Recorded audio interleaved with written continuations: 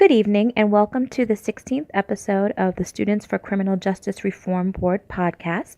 I'm your host, Marissa Mack. This evening, I have with me Scott Levy of the Bronx Defenders. Welcome, Scott.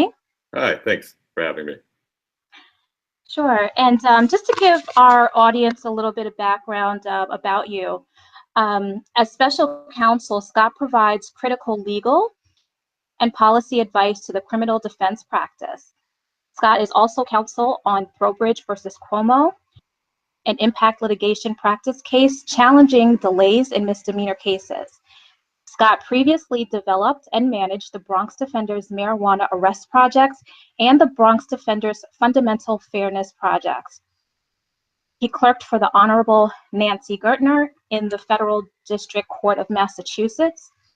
Scott received his JD cum laude in 2007 from Harvard Law School, where he was the special projects editor for Harvard Civil Rights, Civil Liberties Law Review, participated in numerous clinical and criminal justice student groups, and worked with the Southern Center for Human Rights, the Public Defender Service for the District of Columbia, Ferguson Stern Chambers, Gershom and Supner, and the Legal Aid Board in Johannesburg, South Africa.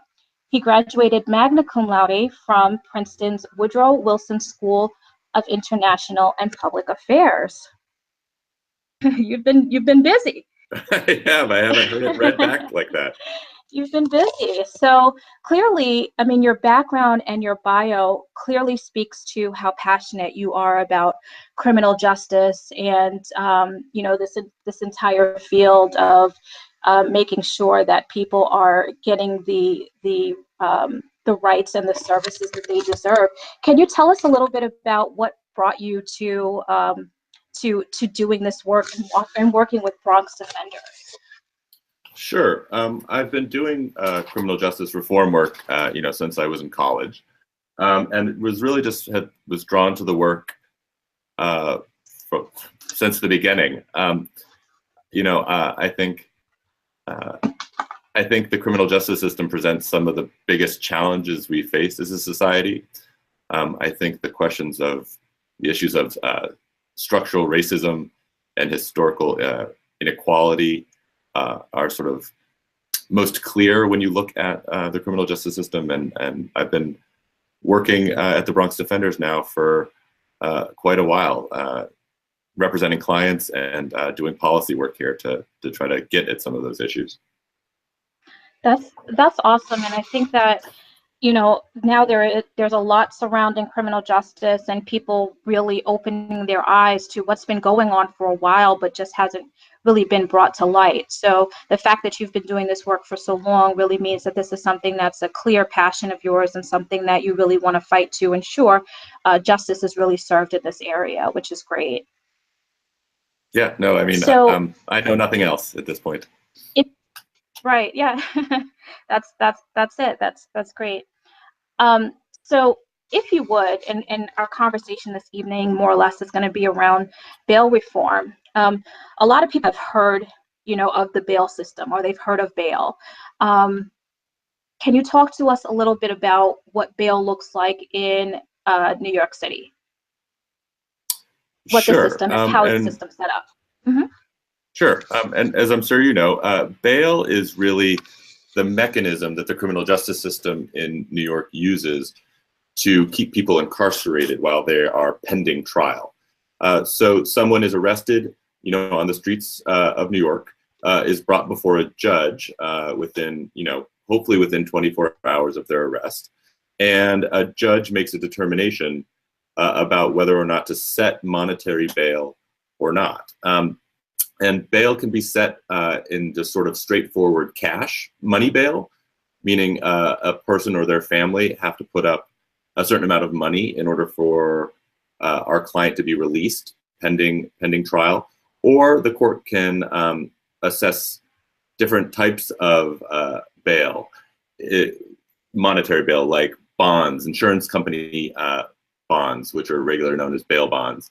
But New York also offers a number of other alternative forms of bail that don't require going to a commercial bail bondsman. This court can also set partially secured bonds with the court, and unsecured bonds with the court, that some which don't even require someone to put up money in order to be released. But as we know, many people do have bail set, monetary bail set, and many of them are unable to pay that bail during the course of their trial, and so are forced to spend the pendency of their case on Rikers Island or in one of the other detention facilities in New York City. And so that's sort of the situation that we're working with. Rikers Island recently has just over 9,000 people there. Most of them are waiting for resolution of their criminal case and are there because they can't pay the monetary bail that was set in their first appearance. And so that's really the sort of system that we're up against in the city. So you mentioned a couple of things in what you said. There seem to be a lot of options out there, besides just money bail, right? Which we know is something that is a huge issue because it seems to penalize those that are poor, and more or less say that they are, victims. I'm sorry, not victims. They are criminals before even being heard, right? Their view is being heard. They're asked to come up with be released when they haven't even been convicted, of committing any type of crime. Go ahead.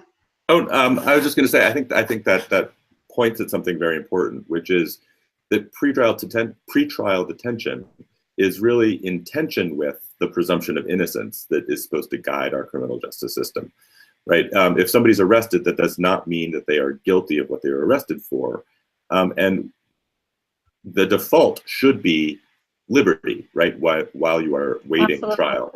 So the setting of monetary bail and the incarceration of people pre-trial simply because they cannot pay that bail really stands in conflict with the presumption of innocence. Mm-hmm. Absolutely. So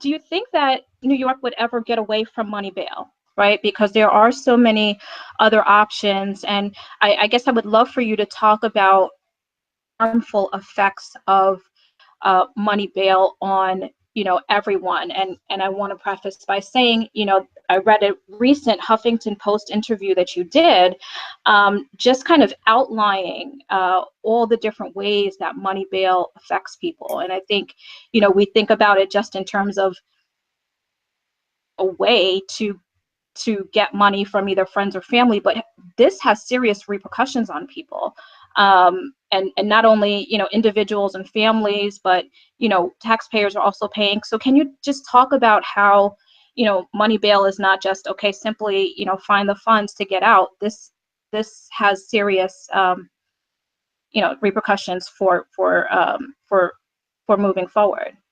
Oh, absolutely. We know a few things about pretrial detention and the use of money bail.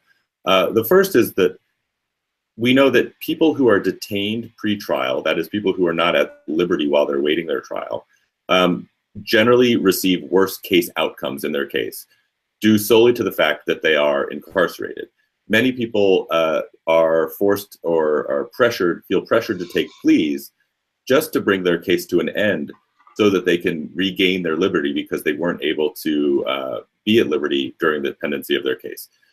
So sort of at the very beginning, pretrial detention and money bail really distort the criminal justice system at its very sort of core by inserting pressures on people to plead guilty that may have nothing to do with actually the merits of their case. But we know that pretrial detention or incarceration generally, but especially pretrial detention, can have really devastating consequences on our clients, their families, and their communities. And even a stay of a few days at Rikers Island can lead to really problematic consequences for folks. A lot of our clients, have jobs, but a 2 or 3 day stay on Rikers Island generally results in the loss of that job. People can be dragged into the child welfare system because of short periods of incarceration. They can have serious health complications. They can miss serious or significant appointments, educational opportunities, job opportunities, wages. Ties to their family and their communities are severed and strained. And we know that people who spend even a short amount of time incarcerated before trial actually have a higher rate of recidivism due solely to the fact of their incarceration. So the costs of pretrial detention are significant, not just for our clients, but for their families and their communities. And you can imagine that those negative consequences are only magnified and exacerbated over time when people spend months, if not years, waiting for their case to be resolved simply because they couldn't make some amount of money bail. And that stands, in contrast to what we know about people's ability to return to court. As we know just from the return rates in the New York City courts, but in particular because of the experience of the charitable bail funds that are now operating in New York, and the Bronx Freedom Fund among them, they have really shown that money is not what gets people to come back to court, right? People generally return to court for their court dates, whether or not they have a monetary incentive to do so. So this money bail system that we have really doesn't serve the purpose that we want it to, right? It doesn't actually ensure people's return to court. We know that people return to court regardless of whether they have a monetary incentive. And it really just punishes people who are unable to come up with the money to bail out while they're waiting their trial. So it's really an ineffective system, and we are hopeful that the city can and the city's criminal courts can rely less and less on money bail and just release people to come back to their court dates, because we know that that's generally what people do, and so we have a very sort of harmful system of pretrial detention. And a system that doesn't really make all that much sense right now. Yeah, and I think that's a great point. I think DC, right, they don't have money bail, and they have I think it's about maybe like a 90% return rate for the people that are released and awaiting an actual court date, or waiting to return for their court date. So there are cases where we can see that this actually works, just as you stated. Yes, and one thing to note is that New York actually already has a very robust rate of release. And New York really stands out in that it releases about 70% of people without any conditions at all. Just they are released on their own recognizance and return to court at rates around 90%, which is what we see in other places. And in New York, we generally release people without any conditions at all. And I think that's a really important point, that we can release people pending trial without fear that they're going to abscond or leave the jurisdiction. People come back to court and they don't actually need much monitoring. What is helpful for our clients, right, are reminders and support to get to court.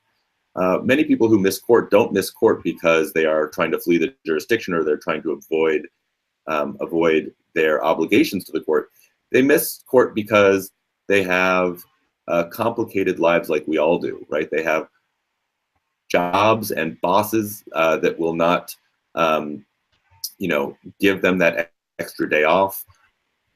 A lot of folks just have a lot of things going on and just need that extra reminder and extra support to get to court. And I think if we created a system that just really supported people who are out pre-trial, and not really set conditions on them, we would be able to improve on the system that we have. That's actually a great point, and I actually wanted to ask you about several ways we could do that. So, for instance, maybe just setting text reminders or other types of collateral. What are some other more effective ways we could possibly use as reminders, for people to return, even though we know, individuals will return on their own. But I'm sure there's some other, key aspects that we can focus on to help just as a reminder to return to court. What are some other alternatives we have? Sure. I mean, I think we just need to be creative about this, and we need to think about what is really preventing people from getting to court. Oftentimes it's transportation issues, right? We should think seriously about how our clients, many of whom are low income and have or may have mobility issues, live far away from court and in places that make public transportation difficult.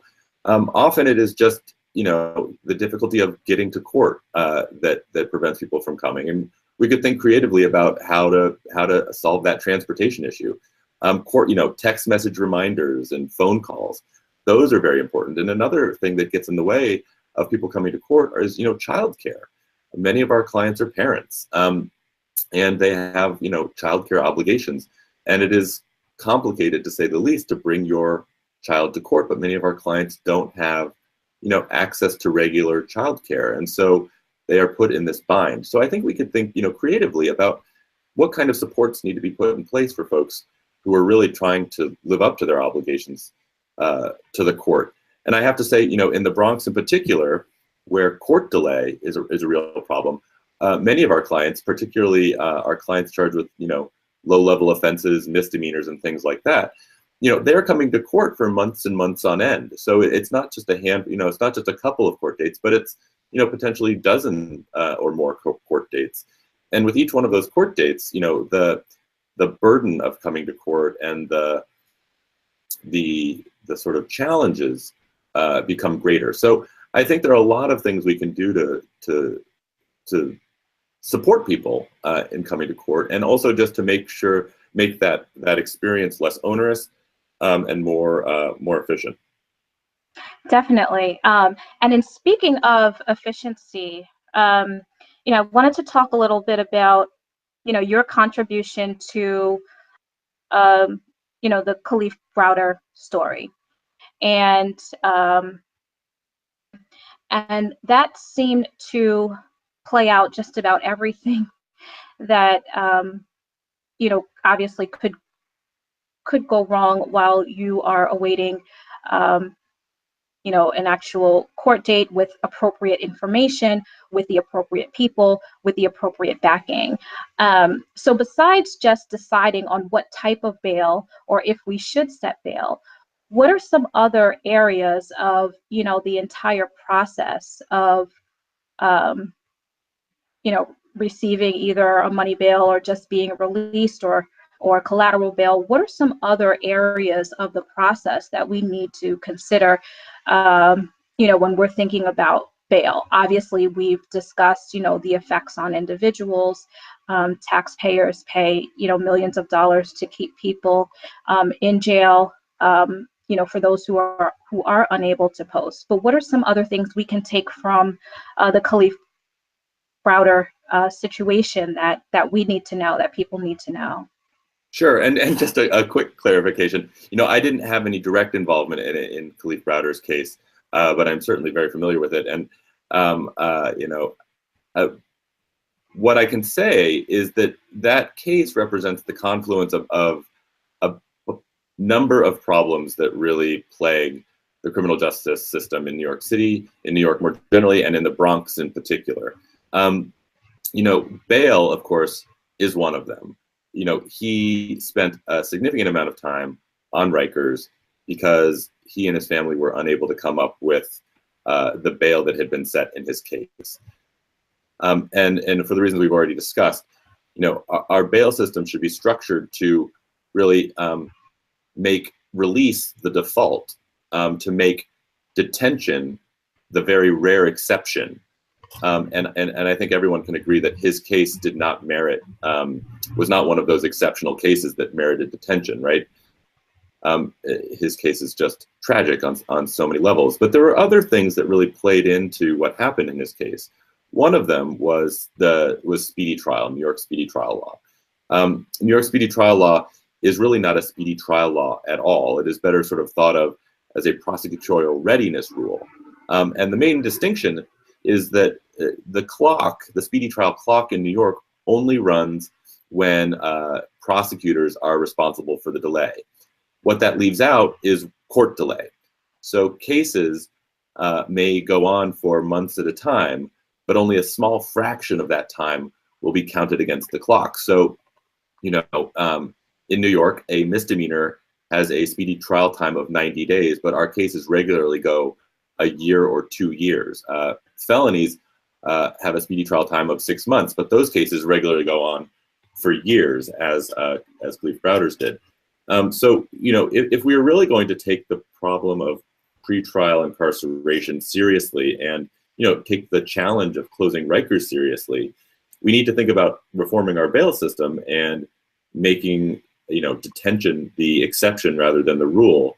But we also need to think about reforming our speedy trial law, and also we need to think about reforming our discovery rules. Discovery is the process by which the prosecution provides the paperwork and all the information and evidence for the case to defendants and their attorneys so that they can prepare for trial. And in New York, everyone who practices knows that New York has one of the weakest discovery laws in the country. Defendants and their attorneys are really not entitled to much at all discovery. And there are really no meaningful timelines or deadlines for the production of discovery for our clients. So clients often sit in jail without any information about what is underlying their prosecution. And so when you don't have information and you don't have a speedy trial law that works, and you have a bail system that punishes, folks without money, and particularly people of color, right? You have a recipe for disaster. You have a recipe for, a tragedy like we saw with Kalief Browder's case. And I think all of this also too plays such a huge role in mental health, and what happens to individuals even if they are not convicted of a crime, and what their life is like afterwards, right? So, obviously in yes, discussing everything that happens to their families and their jobs, but you're taking individuals through this cycle and then expect to, rule a decision either way, and have people just return as if nothing has happened. We know that there are violent acts that go on within Rikers, and there's mental abuse. So on top of everything else you've already discussed, people are either being convicted or let go, having how many days in jail, right? Or having all of this additional, all of these setbacks posted upon them, which is a completely different level of living your life and prospering in my eyes. Yeah, I mean, jail is not good for anyone. As I mentioned before, we know that even short periods of time in jail can actually lead people to reoffend more, right? The term we use is that pretrial detention is actually criminogenic in and of itself, and we know that Rikers, has had real problems for years, and that we need to think long and hard before we send anyone there, right? Because the costs, not just to taxpayers and things like that, but the costs to our clients, their families, and their communities are astronomical, because health issues and mental health issues are exacerbated and made worse while people sit on Rikers Island. And those costs are not insignificant. And ultimately, right, they make it more difficult for people who are released, because most people are released, make it more difficult for them to you know, join their community and live productive lives afterwards. So, Absolutely. you know, a lot of what we're doing in the criminal justice system and in the pretrial justice system in particular is really counterproductive to the overall aims of, you know, justice um, and you know, sort of a holistic approach to our criminal justice system. So there are two things that you mentioned that I really want to get to. I'll start with the first question. And that is, do you have the proper information to assess the type of bail they should post for an individual? So I know we've already gone over that, you know, a good amount of that appear are released without bail. But for those who do have bail set, you know, are they properly assessed, you know, in terms of their flight risk? Do judges have all the information they currently need to really assess, you know, what should happen? Because as we stated previously, you know, the repercussions are very detrimental on all ends. So are judges equipped with everything they need to make the proper decisions? I mean, I would maybe reframe the question. I would say, you know, it's less about do judges have the information they need, and more, are judges taking the time necessary to make the reasoned decisions that they should be? You know, in other Fair. states, and I'll explain what I mean. You know, in other places, when a detention decision is made, there's an initial detention decision, but then, you know, maybe a day or so later, there is a robust evidentiary hearing where people can marshal evidence and call witnesses, and discovery is actually provided to clients and their attorneys to prepare for that hearing.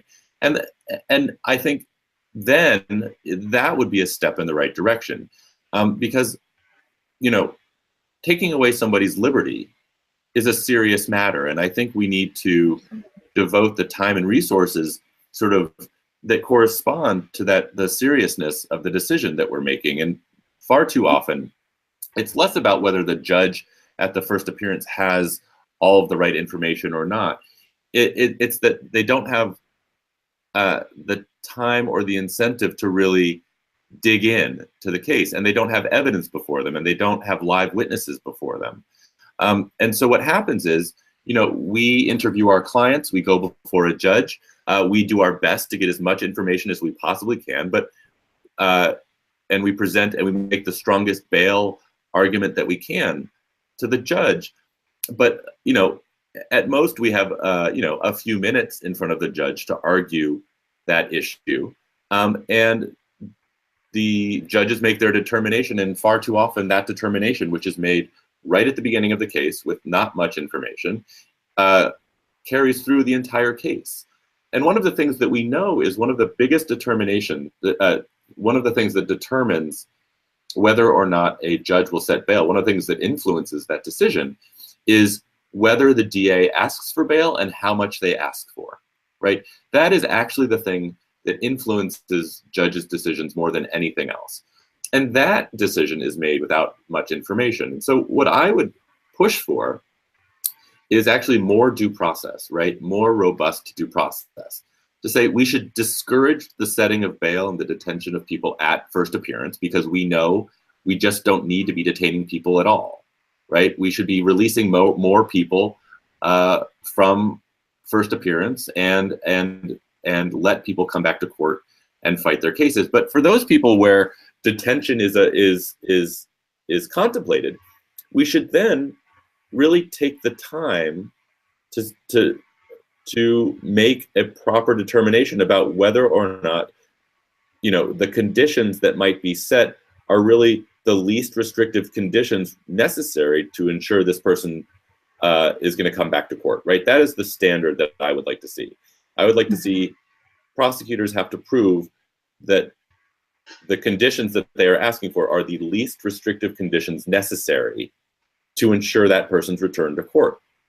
And we should have as we do in all other parts of the criminal justice system, adversarial evidentiary hearings, so that judges can really dig into the issues that matter and make decisions with sort of full visibility. As I like to think about it, I would like to see a reform that really mandates thoughtfulness, right? Mm-hmm. In detention decisions. Right. And I think that's really what's missing often. Mm-hmm. So, yeah, I would like to see more robust due process. It's sort of a fuddy-duddy concept, but I'm a big believer in due process. Absolutely, and I think more time will produce better outcomes for individuals. You could potentially be holding the life of someone in your hand just by the type of bail that's being set. So spending a little bit more time on that is definitely a win for everyone involved.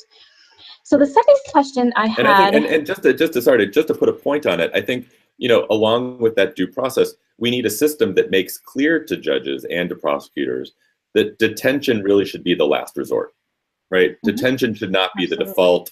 It should not be the norm. We shouldn't just sort of haphazardly ask for bail on in cases that really don't merit it.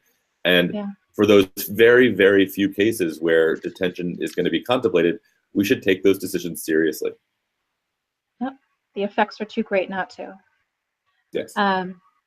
So the other topic that I wanted to discuss, which is a heavy topic now here in New York City, that everyone is aware of. We know in 2016, the mayor announced a $17.8 billion bailout reform program, allowing low-risk defendants to return to their neighborhoods and basically try to shut down, Rikers Island. And how do you feel like the shut down Rikers Island process? Is everybody on board to do this? What is this going to take from the standpoint of bail? How are we moving forward with this? I will say it up front that I think, if you had asked people a few years ago whether they thought closing Rikers Island was a real possibility, I think the answer would have been no. And I applaud everyone for really having the political courage and the sort of imagination and desire to close Rikers Island, right? I think that is a crucial and important thing that we need to be working toward. I think we need to be doing it faster. I think the longer we give ourselves to close Rikers Island, the less likely it becomes that it will ever close.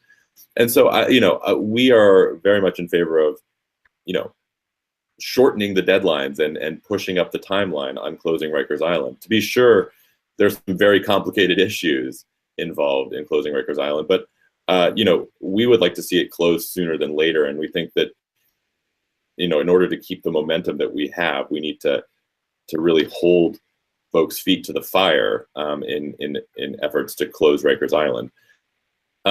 That said, I think there really are.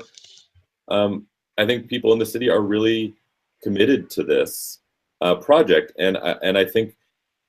But what I would love to see, and I think what we hope to see, is that the sort of courage that was required to sort of say we're going to close Rikers continues through some of the tough decisions that are going to have to be made down the line.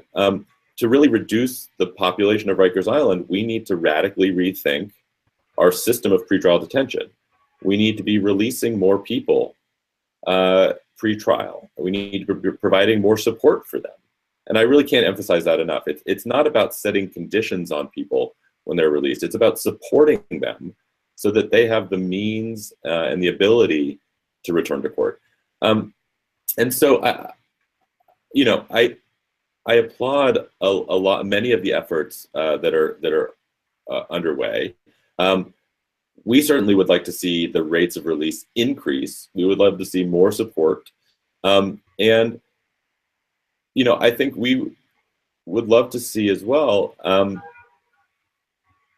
a commitment to going after some of the harder cases on Rikers Island, because I think anybody who looks at the numbers and the data coming out of Rikers knows that if you really want to close Rikers, you have to deal with people who are charged with violent crime.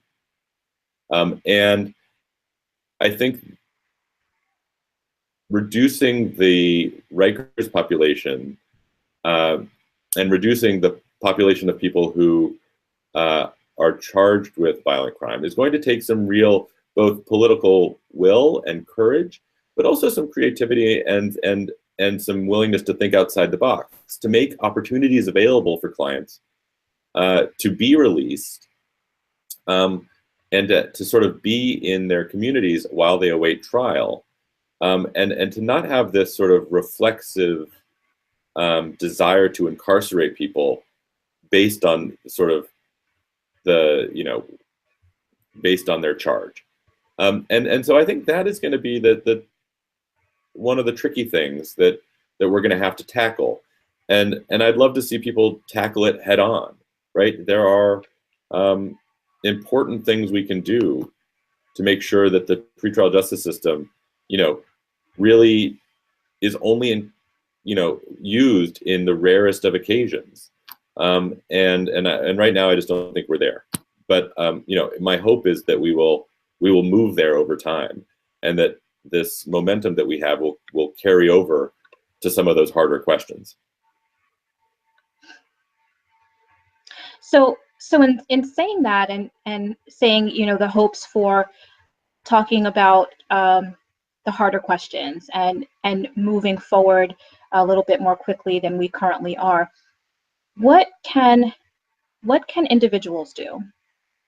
What can I do? What can members of the community do? On an individual basis, or even joining with an organization. What can we do to help bail reform? Also, what could we do to help the shutdown of Rikers move a little bit quicker, just as individuals? What are some things that you think we can do? I think there's a lot that people can do. This effort and this campaign to close Rikers Island really requires sort of community engagement at all levels, right? So there is the Close Rikers campaign, right? That is a campaign dedicated to the issue of closing Rikers, and there is a policy platform, and there are community outreach efforts and political actions and things of that nature that folks can get involved with through the Close Rikers campaign, right? And that is an important and impressive coalition of community groups and advocacy organizations, all sort of united around this this goal of closing Rikers. And that's, you can get involved through your church or your temple. You can get involved through various advocacy organizations in your neighborhood or at the city-wide level. You can go to city council meetings. You can, contact your city council person. You can talk to, borough president's offices and the mayor's office. There are many, many ways that people can get engaged. And I think there's ways to get engaged for people, whether you have 5 minutes or you want to dedicate, a large chunk of your time. Because I really do think that this is going to require engagement at all levels for a sustained period of time to make sure that this very ambitious goal is actually attained and attained on on a timeline that is, that reflects the sort of justice interests at issue. And so, there are lots of ways, but I definitely would encourage people to look into the Close Rikers campaign. It is impressive, and it's important, and hopefully it will lead the charge for accountability. Absolutely, those are great takeaways and great ways to get involved. I think you listed just about every way that someone could, potentially use their time to move any of these initiatives forward. So as we wrap up here, I've enjoyed speaking with you, and I just want to ask us if there's anything else that you'd like for us to know, anything that you're working on currently through Bronx Defenders or on your own that you want to share. Well, sure. As we were talking about before, I think, and we at the Bronx Defenders think that real pretrial justice reform requires, changing the way that we administer our bail system, but it really also requires changes to our speedy trial law and changes to our discovery law. And those things happen at the state level, right? And there's also a campaign to address those three things: bail, discovery, and speedy trial at the state level. And we are really committed to reform on all those three issues, because New York's criminal procedure laws really are an obstacle to closing Rikers. And I think Khalif Browder's story shows exactly why and how our current law does not serve the ends of justice. So, we are going to be looking very hard and working very hard to improve New York's bail system, speedy trial law, and discovery law. And if folks want to look into that, the Close Rikers campaign also has a legislative platform that is very, very important to this effort, and that's, I think, where we're going to be focusing our energy in the months to come. That's awesome work, and I'm glad you were able to share that with us. And I again thank you so much for covering this extremely important topic with us. And we are all left with different ways where we can get involved and make sure that pretrial detainees are actually fairly treated, and even look at the process before even getting to that point. So again, I want to thank you so much for joining us this evening, and during our little hiccup earlier before getting on the call, but I appreciate it. And thank you again, and enjoy the rest of your evening. Yeah, no, happy to do it. This was great. And we'll talk. We'll talk soon. All right. We will. Thank you so much, Scott. Okay. Have a good evening. Take care.